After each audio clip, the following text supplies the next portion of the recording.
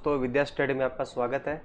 आज हम बात करते हैं एफकेट के बारे में, एयरफोर्स कॉमन एडमिशन टेस्ट। ये एयरफोर्स के लिए पेपर है। अगर आपको एयरफोर्स में ऑफिसर बनना है, अगर आपको एयरफोर्स में अगर जाकर देश की सेवा करनी है तो आपके लिए एफकेट बहुत अच्छा एग्ज़ाम हो सकता है। आज हम एफकेट के बारे में कंप्लीट इन्फॉर्मेशन देखेंगे कि एफकेट कौन करवाता है, इसकी फ्रिक्वेंसी क्या है, इसकी एलिजिबिलिटी क्या है, इसका नोटिफिकेशन डेट कब है और इसका एग्ज़ाम कब होता है, इसकी सैलरी क्या है, इसकी ज्वाइनिंग कब आती है या इसकी ट्रेनिंग कहाँ होती है, इसके बारे में हम सब कुछ यहाँ पर देखेंगे। तो सबसे पहला है यहाँ पर कंडक्टिंग बॉडी। तो ध्यान रखना, एयरफोर्स इसका पेपर करवाता है। पेपर कौन कराता है इसका? खुद एयरफोर्स इसका पेपर करवाता है। और आपको वेबसाइट में अगर इसके फॉर्म को अगर आपको देखना है तो इसकी वेबसाइट है करियर एयरफोर्स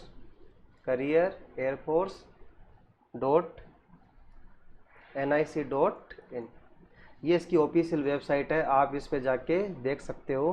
तो ध्यान रखना, इसका पेपर कौन करवाता है? एयरफोर्स खुद इसका पेपर करवाता है।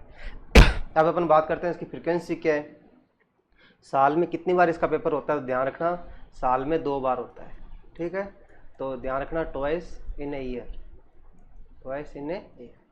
साल में 2 बार इसका पेपर होता है। कब होता है अपन जो नीचे बात करेंगे, इसका नोटिफिकेशन कब आता है। पर लेकिन ध्यान रखना, जैसे एनडीए सीडीएस है वैसे ही एफकेट साल में 2 बार होता है। ठीक है, और एफकेट केवल एयरफोर्स के लिए ध्यान रखना है। एयरफोर्स में अगर आपको ऑफिसर बनना है, आपको पायलट बनना है, आपको फ्लाइंग ऑफिसर बनना है तो एयरफोर्स का पेपर आप दे सकते हो। अब सबसे इम्पोर्टेंट यहाँ पर बात आ जाती है कि एलिजिबिलिटी क्या है। हमने बात कर ली कि इसकी फ्रिक्वेंसी क्या है, लेकिन अब बात करते हैं इसकी एलिजिबिलिटी क्या है। तो बच्चों सबसे पहले बात करते हैं हम एज की। तो बच्चों ध्यान रखना, यहाँ पर अगर आपको फ्लाइंग में जाना है, देखो इसमें एयरफोर्स में 2 ब्रांचेस होती है, एक होती है फ्लाइंग ब्रांच और एक होती है ग्राउंड ड्यूटी ब्रांच।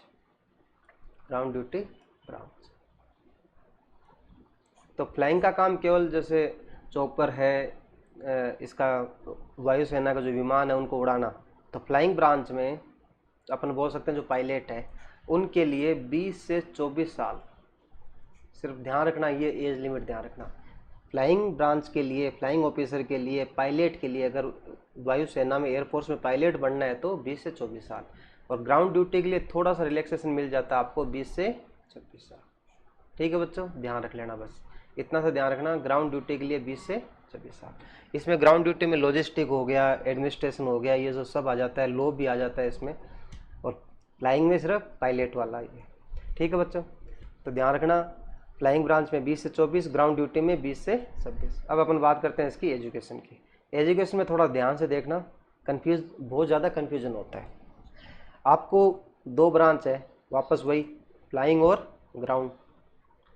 देखो बच्चों, ग्राउंड ड्यूटी में एडमिनिस्ट्रेशन है, लॉजिस्टिक है, ये तो सब ग्राउंड ड्यूटी में आ गया।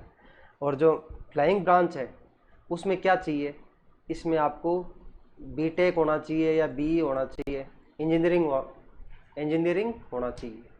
ठीक है, इसके अलावा आप इसमें बैचलर्स इन साइंस, मतलब साइंस के अंदर आपकी डिग्री हो सकती है।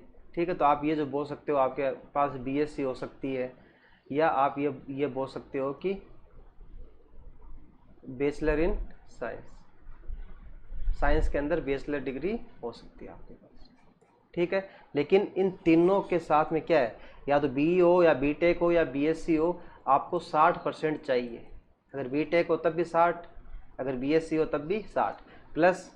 और क्या एडिशन है, आपको क्या चाहिए इसमें आपका 10+2 है, उसके अंदर आपको फिजिक्स प्लस मैथमेटिक्स होना चाहिए आपके, प्लस 60% भी होना चाहिए।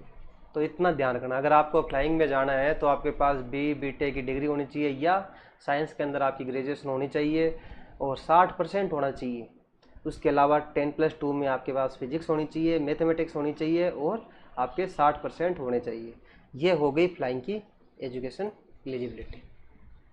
अब हम एलिजिबिलिटी की बात करते हैं इसकी ग्राउंड ड्यूटी में ध्यान रखना, ग्रेजुएशन होना चाहिए। ग्रेजुएशन किस में? In any stream. Graduation in any stream, मतलब किसी भी विषय में ग्रेजुएशन हो सकता है ग्राउंड ड्यूटी के लिए। तो आप क्वेश्चन ये है कि क्या बीटेक वाला ग्राउंड में जा सकता है? ऑब्वियसली जा सकता है ना, आराम से। बीटेक वाला, बी वाला, बीएससी वाला ग्राउंड में भी आ सकता है। लेकिन अगर बीकॉम है, अगर बीए है, बीकॉम है, तो वो इसमें ग्राउंड ड्यूटी में जा सकता है, फ्लाइंग में नहीं जा सकता। और बीटेक वाला ग्राउंड में भी जा सकता है, फ्लाइंग में भी जा सकता है, यहाँ पे ध्यान रखना आप। ठीक है बच्चों, चलो नेक्स्ट बात करते हैं हम। अब आ गया इसका एग्ज़ाम पैटर्न। इसका एग्ज़ाम पैटर्न बहुत ही सिंपल एग्ज़ाम होता है, बहुत इजी होता है। आप ये मान लो कि बहुत ही पेपर क्या होता है, सिंपल एग्ज़ाम होता है, बहुत टफ नहीं होता जैसे सीडीएस का होता है उतना। अब इसका है क्या, 100 मार्क्स का पेपर होता है, और 100 मार्क्स के पेपर में आपको 4 सेक्शन होते हैं इसमें। पहला आ गया इसका इंग्लिश का सेक्शन आ गया, इसमें वोकैबुलरीज भी आ गई, ग्रामर भी आ गई, सब इसके अंदर आ गया। ठीक है, दूसरा होता है इसमें जीके का पोर्शन होता है। तीसरा होता है इसमें एप्टीट्यूड, सिंपल एप्टीट्यूड आता है इसके अंदर। और चौथा पोर्शन होता है इसके अंदर रीजनिंग का। ठीक है बच्चों, तो ध्यान रख लेना इसमें। तो इसमें 4 पोर्शन आते हैं, इंग्लिश, जीके, एप्टीट्यूड और रीजनिंग। अब इनका वेटेज क्या है, ये कोई फिक्स नहीं है, तो मैं अराउंड बता देता हूँ। 25 से 30 नंबर, ये मतलब ये लगभग इसी के रेंज में आता है ना। आप ये मान के चलो 25% ये ईच आता है। लेकिन ये कम ज़्यादा हो सकता है, कई बार इंग्लिश के 4 क्वेश्चन ज़्यादा आ गए, जीके कम आ गए, कई बार एप्टीट्यूड के कम आ गए, कई बार रीजनिंग के ज़्यादा आ गए। लेकिन ये कोई फिक्स पैटर्न नहीं है।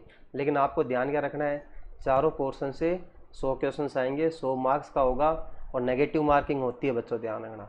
ठीक है, इसमें नेगेटिव मार्किंग होती है, और कितनी होती है, 1/3 होती है। ठीक है ना, 1/3 नेगेटिव मार्क।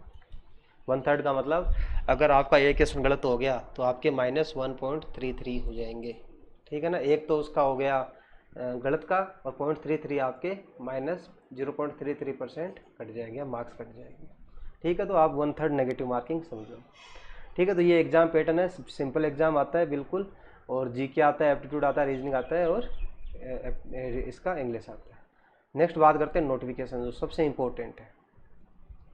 इसका नोटिफिकेशन कब आता है, ये सबसे इम्पोर्टेंट आपके लिए ये होना चाहिए।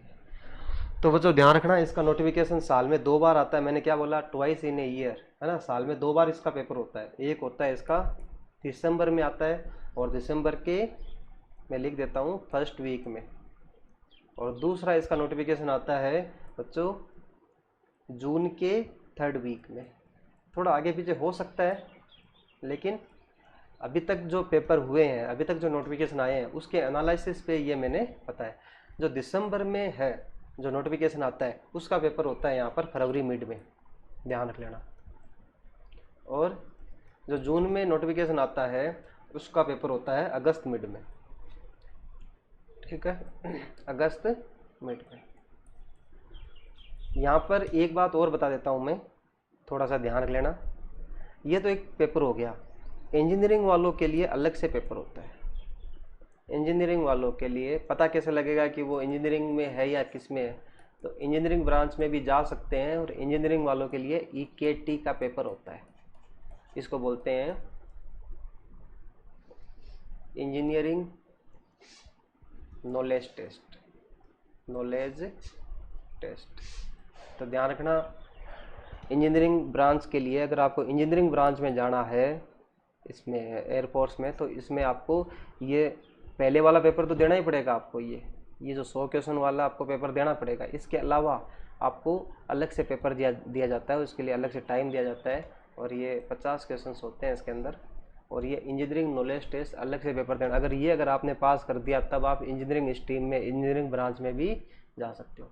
और सिर्फ इंजीनियरिंग वालों के लिए होता है, बाकी के लिए ये पेपर नहीं होता है। ठीक, चलो नेक्स्ट देखो एक बार। इसमें आपने नोटिफिकेशन देख लिया। अगर आपका पेपर पास हो जाता है तो आपको कॉल आता है और आपका इंटरव्यू होता है। और इंटरव्यू कौन सा है बच्चों, एसएसबी इंटरव्यू। आपको पता है 5 डेज इंटरव्यू होता है, बहुत अच्छा इंटरव्यू है, और दुनिया का सबसे आप अच्छा इंटरव्यू बोल सकते हो एसएसबी इंटरव्यू। इसका अलग से वीडियो बनाऊंगा, और मैं आपको इसका लिंक दे दूंगा, क्योंकि इसमें बहुत सारी बातें समझाने के लिए, बताने के लिए, तो यहाँ पर मैं इस वीडियो में नहीं बता सकता। तो आप एसएसबी इंटरव्यू का अलग से अपन वीडियो बनाएंगे, और आपको मैं लिंक सेंड कर दूँगा। अब है मेडिकल टेस्ट। इसका भी अलग से अपन बात करेंगे कि मेडिकल टेस्ट में क्या क्या है। लगभग मेडिकल टेस्ट कॉमन होता है, ध्यान रखना। एसएसबी के बाद मेडिकल टेस्ट लगभग कॉमन होता है। ट्रेनिंग कहाँ होती है इनकी? एयरफोर्स एकेडमी है बेंगलोर में, तो है ना, बेंगलुरु में एयरफोर्स एकेडमी में इनकी ट्रेनिंग होती है और 9 महीने की ट्रेनिंग है। उसके बाद में पोस्टिंग मिलती है। फ्लाइंग लेफ्टिनेंट सबसे पहली पोस्टिंग मिलती है, फ्लाइंग लेफ्टिनेंट सबसे पहली पोस्टिंग है। और सैलरी क्या है इसकी ध्यान रखना। सैलरी आप देखो वेरी होती रहती है, लेकिन आप 7th पे के हिसाब से मैं बता रहा हूँ 56-100, और सब अगर भत्ते वगैरह मिलाते हैं तो काफ़ी ज़्यादा हो जाती है। एयरफोर्स के भत्ते होते हैं, डिफेंस के भत्ते होते हैं, काफ़ी अलाउंस होते हैं, तो सब डिपेंड करते हैं। आर्मी के अलग होते हैं, एयरफोर्स के अलग होते हैं, जॉब लोकेशन कैसी है, जॉब की पोस्टिंग है ना, मतलब बहुत सारी बातें डिपेंड करता है। इसका कितना टाइम हो गया जॉब करते हुए, तो बहुत सारी बातें हैं, तो इसमें आप ये जो ध्यान रखना। तो हमको ज़्यादा ध्यान क्या देना, अगर आप डिफेंस एस्पिरेंट हो तो सैलरी पर ज़्यादा ध्यान नहीं दे के आपको किस पे ध्यान देना है, आपको एलिजिबिलिटी पे ध्यान देना है, फ्रीक्वेंसी पे ध्यान देना है कब होता है। उसके अलावा आपको किस पे ध्यान देना है, एजुकेशन क्वालिफिकेशन क्या है आपकी, एग्ज़ाम पैटर्न क्या है, आपको क्या क्या पढ़ना है, नोटिफिकेशन कब आता है, ठीक है ना बच्चों। ये आपको ध्यान देना है। गर्व के साथ देश की सेवा कर सकते हो, गर्व के साथ देश की सेवा करें बच्चों, देश की सेवा करें। इस वीडियो को आप अपने दोस्तों को भेजो ताकि उनको पता लगे, क्योंकि एफकेट की अवेयरनेस या इसकी जानकारी बहुत कम लोगों को होती है। अगर होती भी है तो वो समय निकल गया होता है। उनको ग्रेजुएशन के दौरान उनको बहुत कम, उनको लगता है कि सिर्फ एनडीए और सीडीएस से ही हम ऑफिसर बन सकते हैं। एयरफोर्स के अंदर ऑफिसर बनने के लिए बहुत अच्छा ये रास्ता है। और आप रेगुलर आप इसको साइट को विजिट करते रहे, और इस पे आपको ऑफिशियल नोटिफिकेशन अगर आपको चाहिए तो किसी यूट्यूब पर विश्वास नहीं करें। यूट्यूब से आपको थोड़ा बहुत आइडिया हो जाता है, लेकिन अगर आपको ऑफिशियल डेटा चाहिए अगर, तो careerairforce.nic.in इस ऑफिशियल वेबसाइट पर ही विजिट करें। डिफेंस एस्पिरेंट मैं आपको बोलना चाहता हूं कि आप रेगुलर आप इस पे विजिट करते रहे, और जब भी नोटिफिकेशन आए ज़रूर आप फॉर्म भरें। Thank you very much. Please like share and subscribe, और अपने दोस्तों को ज़रूर भेजें ताकि डिफेंस के बारे में थोड़ी अवेयरनेस सब